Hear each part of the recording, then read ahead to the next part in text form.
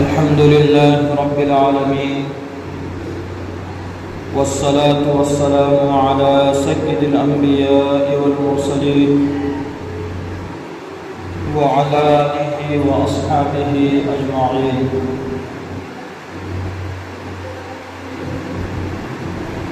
أما بعد، فأعوذ بالله من الشيطان الرجيم. بسم الله الرحمن الرحيم.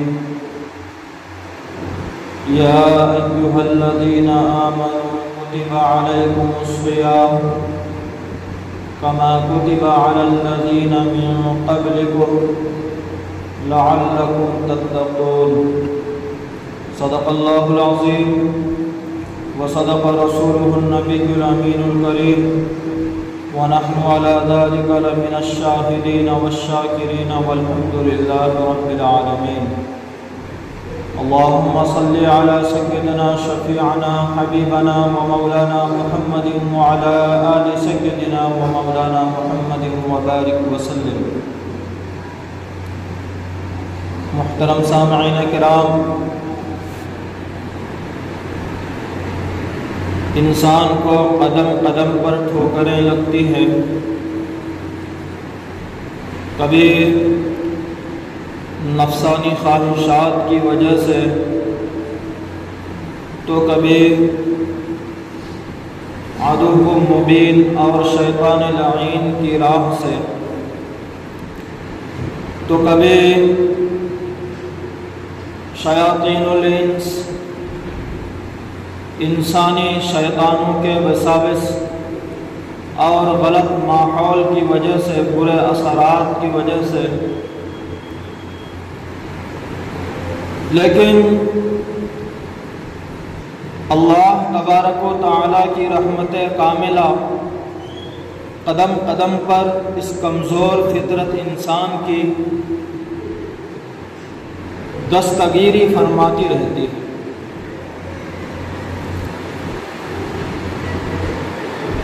اللہ تبارک و تعالیٰ نے انسانوں کو خصوصیت کے ساتھ امت محمدیہ صلی اللہ تعالی علیہ وسلم کو بہت مختصر عمر کے ساتھ دنیا میں پیدا کیا. دوسرے امتوں کے مقابلے میں بہت کم عمر اللہ نے ہمیں عطا کی. لیکن اللہ تبارک و تعالی نے ہمیں جو موقع عنایت فرمایا، دوسرے امتوں کے مقابلے میں بہت زیادہ موقع ہمیں ملا. اللہ کی عبادت کرنے کا، اللہ کی نعمتوں کو حاصل کرنے کا، اللہ تعالیٰ کی شکر گزاری کرنے کا. تمام تر نعمتوں کے اندر اللہ تبارک و تعالیٰ نے ہمیں ایک بہت ہی معزز اور مکرم جو نعمت عطا فرمائی، وہ ہے رمضان المبارک کا مہینہ. ایک ایسا مہینہ جو سراپا رحمت اور برکت والا مہینہ ہے.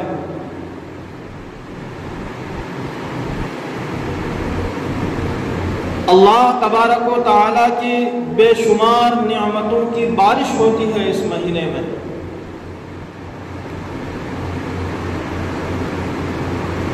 حضرت سلمان فارسی رضی اللہ تعالی عنہ روایت کرتے ہیں کہ شعبان کے آخری دنوں میں رسول اللہ صلی اللہ تعالی علیہ وسلم نے ہم لوگوں کو ایک خطبہ دیا،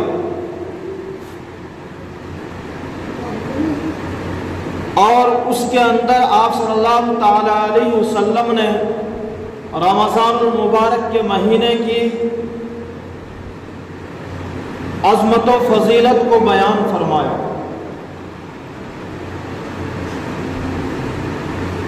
آپ صلی اللہ تعالی علیہ وسلم نے یہ فرمایا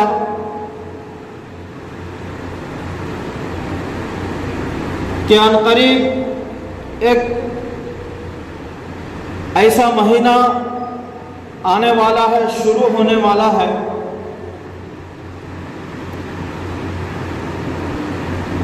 جو رحمت و برکت والا مہینہ ہے، جس میں ایک رات ایسی ہے کہ اگر اس رات کو عبادت کی جائے تو وہ عبادت ہزاروں مہینوں کی عبادت سے بھی بہتر ہے۔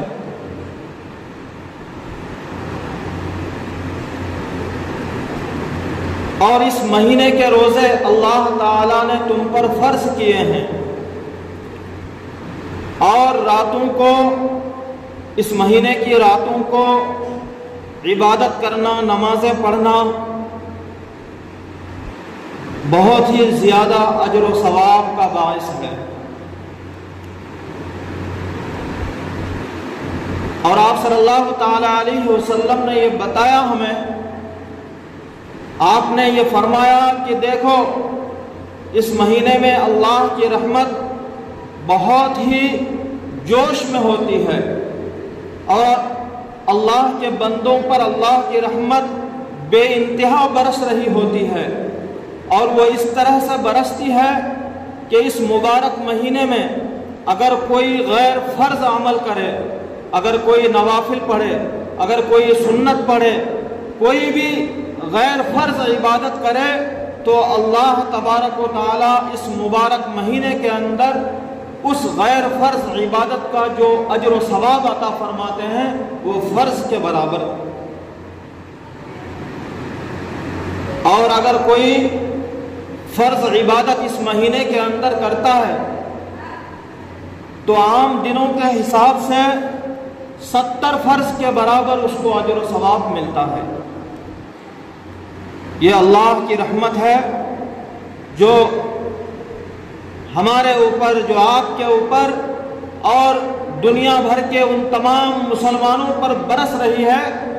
جو لوگ اس مبارک مہینے کی قدر کرتے ہیں اور اس مبارک مہینے میں اللہ، اس کے رسول صلی اللہ تعالی علیہ وسلم کے احکامات کی تعمیل کرتے ہیں۔ اس کے بعد آپ صلی اللہ تعالی علیہ وسلم نے اپنے خطبے میں یہ فرمایا کہ لوگوں، یہ مہینہ صبر کا مہینہ ہے اور صبر کا بدلہ ہے جنت، اور یہ ہمدردی و غمخواری کا مہینہ ہے۔ یہ وہ مہینہ ہے جس مہینے کے اندر اللہ تبارک و تعالی مومنوں کے رزق میں اضافہ کرتے ہیں، رزق میں برکت عطا فرماتے ہیں۔ اور آگے حضور پاک صلی اللہ تعالی علیہ وسلم نے اپنے خطبے میں فرمایا کہ اگر کوئی اس مہینے میں کسی روزہ دار کی افطاری کرائے تو اس افطاری کرانے والے کو اس روزہ دار کے برابر ثواب دیا جاتا ہے، اجر و ثواب ملتا ہے، اور روزے دار کے ثواب سے کچھ کمی نہیں کی جاتی۔ جو اجر و انعام اسے روزہ رکھنے کا ملے گا وہ تو اس کو ملے گا ہی، لیکن اگر کوئی روزہ دار کی افطاری کرائے تو افطاری کرانے والے کو بھی اس روزہ دار کے برابر ہی اجر و انعام ملے گا، اور اس روزہ دار کے اجر و انعام سے کچھ کمی نہیں کی جائے گی۔ لوگوں نے سوال کیا کہ یا رسول اللہ صلی اللہ علیہ وسلم، ہم میں سے ہر شخص تو اتنی استطاعت نہیں رکھتا کہ وہ روزہ داروں کی روزہ افطار کرائے، تو آپ صلی اللہ تعالی علیہ وسلم نے فرمایا کہ روزہ افطار کرانے کا مطلب یہ نہیں ہے کہ تم اس کو پیٹ بھر کر کھلاؤ۔ اگر کوئی اتنی حیثیت رکھتا ہو کہ کسی روزے دار کو 1-2 کھجور یا 1-2 گھونٹ دودھ یا لسی پلا سکے اور اس سے وہ افطاری کرا سکے تو وہ بھی اس کی نجات کے لیے کافی ہے۔ اور آگے آپ صلی اللہ تعالی علیہ وسلم فرماتے ہیں کہ اگر کوئی کسی روزے دار کو سیراب کر دے، یعنی اس کو پیٹ بھر کر کھلائے، تو وہ روز محشر کے دن میرے حوض کوثر سے اس طرح سیراب کیا جائے گا کہ پھر اس کے بعد اسے کبھی پیاس نہیں لگے گی۔ اس مہینے کی فضیلت کو بیان کرتے ہوئے سرکار دو عالم صلی اللہ تعالی علیہ وسلم آگے فرماتے ہیں کہ اس مہینہ کا پہلا عشرہ، پہلا جو 10 دن ہے وہ رحمت کا عشرہ ہے، درمیانی عشرہ اللہ تعالیٰ کی مغفرت کا عشرہ ہے، اور آخری عشرہ، آخری جو 10 دن ہیں اس کے، وہ دوزخ سے آزادی کا عشرہ ہے۔ آگے پیارے آقا صلی اللہ تعالی علیہ وسلم فرماتے ہیں کہ اس مہینے کے اندر اگر کوئی شخص اپنے نوکر، اپنے غلام، اپنے ماتحتین کے کاموں کو اگر ہلکا کر دے، ان کے بوجھ کو اگر ہلکا کر دے، ان کی ذمہ داریوں میں اگر کچھ تخفیف کر دے، کچھ کمی کر دے، تو اس کے لیے نجات کا ذریعہ ہے، اس کے لیے وہ دوزخ سے آزادی کا ذریعہ ہے۔ یعنی اپنے نوکروں اور ماتحتین کو عام دنوں کے اعتبار سے کم کام کرایا جائے رمضان کے مہینے میں۔ اگر آپ کے پاس کچھ لوگ کام کرتے ہیں، مزدوری کرتے ہیں، تو عام دنوں میں آپ جس طرح سے ان سے کام لیتے ہیں، رمضان کے مہینے میں ذرا ان میں تخفیف کر دی جائے، ان کے کاموں کو، ان کے بوجھ کو ذرا کم کر دیا جائے، تو اللہ کے رسول صلی اللہ تعالی علیہ وسلم نے فرمایا کہ اگر کوئی شخص ایسا کرتا ہے تو وہ اس کا یہ کام، اس کا یہ فعل، اس کا یہ عمل اس کی نجات کا ذریعہ بن جائے گا، دوزخ سے آزادی کا ذریعہ بن جائے گا اس کے لیے، اور اس کے اس عمل کے ذریعے سے اس کی مغفرت کی جائے گی۔ تو یہ رمضان المبارک کی فضیلت اور اہمیت جو رسول پاک صلی اللہ تعالی علیہ وسلم نے صحابہ کرام کو فرمایا، اور قیامت تک آنے والے تمام لوگوں کے لیے، تمام مسلمانوں کے لیے یہ رسول اللہ صلی اللہ تعالی علیہ وسلم کا ایک پیغام ہے، ایک سبق ہے کہ کس طرح سے رمضان المبارک کے مہینے کو گزارا جائے، اور کس طرح سے رمضان المبارک کے مہینے کا استقبال کیا جائے، کس طرح سے رمضان المبارک کے شروع ہونے سے پہلے اپنے آپ کو تیار کیا جائے۔ رسول پاک صلی اللہ تعالی علیہ وسلم کے خطبے کے اندر کچھ چیزیں اس بات کی طرف اشارہ کرتی ہے کہ لوگوں کس طرح سے تمہیں رمضان کا استقبال کرنا ہے، رمضان کی تیاری کس طرح سے کرنا ہے۔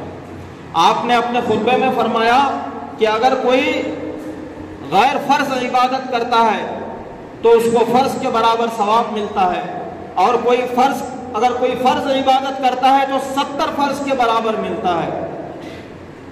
آپ صلی اللہ تعالی علیہ وسلم کا یہ ارشاد ہمیں اس بات کی تلقین کرتا ہے، ہمیں یہ سبق دیتا ہے کہ دیکھو رمضان المبارک سے پہلے تم اپنے دنیاوی کام کاج نمٹا لو، اور رمضان کے شروع ہونے سے پہلے اپنے آپ کو اس بات کے لیے تم آمادہ کر لو، تیار کر لو کہ رمضان کے مہینے میں صرف اللہ کی عبادت کرنی ہے، اور رمضان کے مہینے کو اللہ کی عبادت کے علاوہ کسی اور کام میں نہیں لگانا ہے۔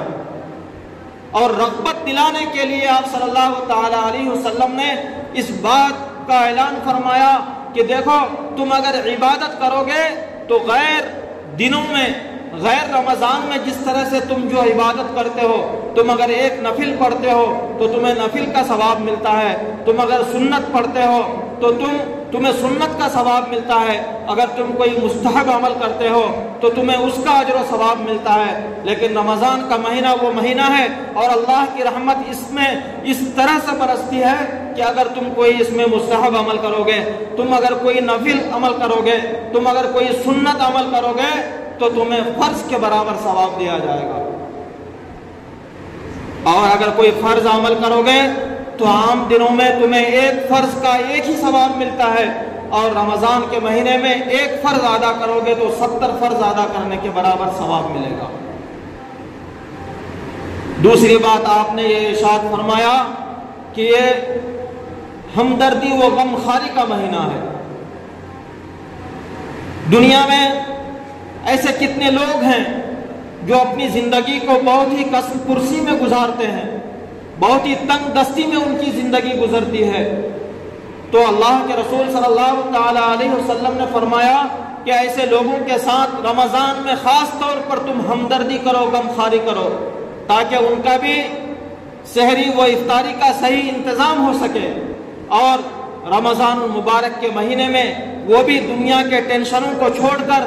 دنیا کے فکر کو چھوڑ کر، اور اپنے کھانے پینے کے وہ فکر سے نکل کر رمضان کے مہینے کو وہ بھی صحیح طور پر گزار سکے۔ اگر تم ان کے ساتھ ہمدردی کرو گے، اگر تم ان کے ساتھ غم خواری کرو گے، تو رمضان میں اسے 2 وقت کی روٹی کے لیے ترسنا نہیں پڑے گا، رمضان میں ان لوگوں کو اپنے بچوں کی فکر نہیں کرنی پڑے گی، رمضان کا مہینہ جس طرح سے تم گزارو گے وہ بھی اسی طرح سے گزارے گا۔ تو لوگوں کے ساتھ غم خواری کرو، لوگوں کے ساتھ ہمدردی کا معاملہ کرو، ان کے لیے سحری و افطاری کا انتظام کرو، اور ان کے لیے تم عید میں خوشیوں کا انتظام کرو۔ اور اس بات کے لیے اللہ کے نبی صلی اللہ تعالی علیہ وسلم نے اس طرف توجہ دلایا کہ ہمدردی و غم خواری کرو گے تو تمہیں بہت فائدہ ہوگا، اور وہ فائدہ اس طرح سے ہوگا کہ اگر کسی روزے دار کی روزے افطاری کا تم انتظام کر دو تو اس روزے دار کے برابر ہی تمہیں اجر و انعام ملے گا۔ آپ صلی اللہ تعالی علیہ وسلم نے اپنے خطبے میں فرمایا کہ یہ مہینہ صبر کا مہینہ ہے، اس مہینے کے اندر اللہ تبارک و تعالی تمام مومنوں کو صبر کی ایک تربیت عطا فرمایا۔ پیارے آقا صلی اللہ تعالی علیہ وسلم نے فرمایا کہ یہ مہینہ صبر کا مہینہ ہے، اور صبر کا جو بدلہ ہے وہ ہے جنت، کہ اگر اس مہینے میں تم صبر کر لو گے، اگر اس مہینے میں تم اپنے شب و روز کو صبر کے ساتھ گزارو گے تو تمہیں اس کے بدلے جنت ملے گی۔ اور رمضان المبارک کے مہینے کو اللہ تبارک و تعالی نے بنایا ہی اس لیے کہ انسان اس میں وہ اپنے کھانے پینے میں صبر کرتا ہے، اپنے خواہشات پر صبر کرتا ہے، اس کو بھوک لگتی ہے، پیاس لگتی ہے، گھر میں کھانا موجود ہے، گھر میں پانی موجود ہے، اور وہ اس بات پر پوری قدرت رکھتا ہے کہ اگر وہ اپنے گھر میں بیٹھ کر کھانا کھا لے تو اسے کوئی روکنے والا نہیں ہے، اگر اسے پیاس کی شدت تڑپا رہی ہے تو وہ پانی پی سکتا ہے، کوئی دنیا میں اسے روکنے والا نہیں ہے، لیکن وہ صرف اور صرف اس لیے نہیں کھاتا ہے، اس لیے نہیں پیتا ہے کہ اللہ تبارک و تعالیٰ نے منع فرمایا ہے، اور اللہ کے ایک حکم کی تعمیل کے لیے وہ بھوکا رہ جاتا ہے دن بھر، وہ پیاس سے تڑپتا ہے لیکن پانی کی طرف نظر اٹھا کر نہیں دیکھتا، وہ صبر کرتا ہے، تو اس صبر کے بدلے اس کو جنت ملے گی۔ اس کے دل میں طرح طرح کی خواہشات ہیں، لیکن وہ اپنے تمام تر خواہشات کو دبائے رکھتا ہے، صبر کرتا ہے، تو اس صبر کے بدلے اس کو اللہ کے رسول صلی اللہ تعالی علیہ وسلم نے جنت کا وعدہ فرمایا کہ رمضان کے مہینے میں بندہ جس طرح سے صبر کرتا ہے تو اس صبر کے بدلے اس کو جنت ملے گی۔ اور جو دوسری چیز ہے، رمضان کا جو مقصد ہے، رمضان میں اللہ تبارک و تعالیٰ نے اپنے بندوں کو کیوں حکم دیا کہ تم صبح سے شام تک اس طرح سے گزارو؟ قرآن کریم کی جو آیت میں نے شروع میں تلاوت کی اس میں اللہ تبارک و تعالیٰ نے اس کے مقصد کو بیان فرمایا اور یہ کہا کہ لوگوں،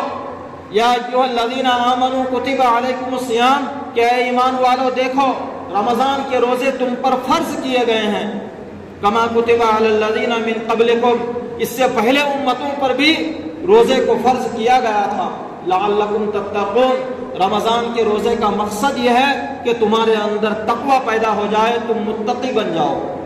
کہ رمضان کے ایک مہینے میں جس طرح سے تم صبر سے کام لیتے ہو، رمضان کے ایک مہینے میں جس طرح سے تم اللہ رسول کی اطاعت اور فرما برداری کرتے ہو، رمضان کے ایک مہینے میں تم اللہ کے حکم کے بغیر کھاتے بھی نہیں، تم اللہ کے حکم کے بغیر پیتے بھی نہیں، تم اللہ کے حکم کے بغیر اپنا کوئی کام نہیں کرتے، اللہ کے حکم کے بغیر تم اپنے نفسانی خواہشات کو پوری نہیں کرتے،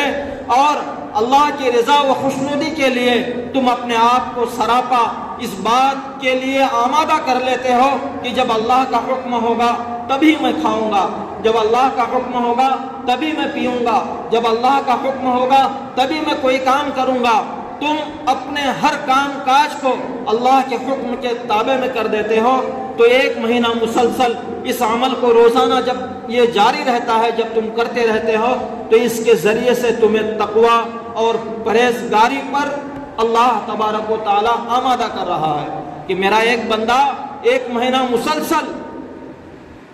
اگر کسی چیز پر چلتے رہے، کیونکہ انسان ہے، ہماری فطرت میں یہ بات شامل ہے کہ اگر ہم کسی چیز کو ریگولر کرتے ہیں تو ہم اس کے عادی ہو جاتے ہیں، اس کی ہمیں عادت پڑ جاتی ہے۔ ایک کام کو اگر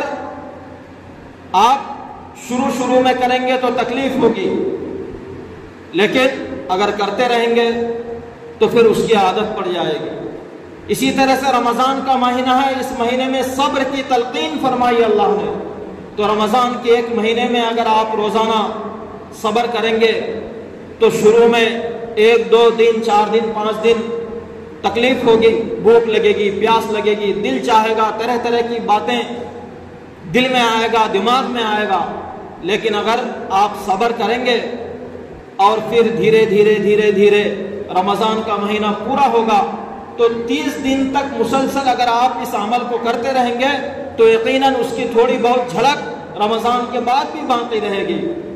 تو رمضان کا جو مہینہ ہے وہ صبر کا مہینہ ہے، اور اس مہینے میں اللہ تبارک و تعالیٰ نے ایسا شیڈیول بنایا ہمارے لیے کہ اگر ہم اس مہینے کو اللہ اس کے رسول کے حکم کے مطابق گزاریں گے تو ہمارے اندر تقوی پیدا ہوگا، ہمارے اندر پرہیزگاری پیدا ہوگی۔ جب ہم اس مہینے میں جائز کاموں کو اللہ کے حکم کے بغیر نہیں کریں گے تو پھر غیر رمضان میں ناجائز کاموں کو کرتے ہوئے بھی ہمارا ہاتھ تھر تھرائے گا، کانپے گا، ہم 10 بار سوچیں گے۔ اللہ تبارک و تعالیٰ سے دعا کریں کہ اللہ تعالیٰ ہم تمام لوگوں کو اس مبارک مہینے کی قدر کرنے کی توفیق عطا فرمائے، اور اس عظیم الشان مہینے